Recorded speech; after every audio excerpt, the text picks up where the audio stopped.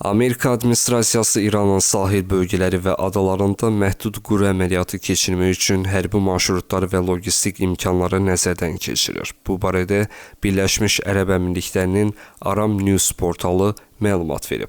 Məlumata görə, əməliyyatın məqsədi İranın Hörmüz boğazına nəzarət edən mövqelərini ələ keçirmək və onları Tehranın nəzarətindən çıxarmaqdır. Amerika Müdafiə Nazirliyi və Kəşfiyyat qurumları əməliyyatın təfərrüatlarına, eləcə də Prezident Donald Trumpın əmri və başlanma vaxtı müəyyən edildikdən sonra həyata keçirilməsi üçün hazırlıqların müzakirə edildiyi iclaslar keçirir. Mənbələrin sözlərinə görə, quru əməliyyatı geniş hava dəstəyi, intensiv zərbələr və əsas nəqliyyat logistika xəttlərini kəsməyə yönəlmiş hücumlarla müşahidə olunacaq. Məqsəd İranın Hörmüz boğazında gəmiləri təhdid etmək üçün istifadə etdiyi sahil bölgələri və adaları mühasirəyə almaq və onları digər ərazilərdən təcrid etməkdir. Donald Trump ordunun hərbi hazırlığını nümayiş etdirməklə İrana təzyiq artırmağa və onu elə bir danışıqlar masasına gətirməyə çalışır ki, burada Hörmüz boğazındakı müstəqil və təsirli rolu ilə bağlı hansısa şərt irəli sürülməsin.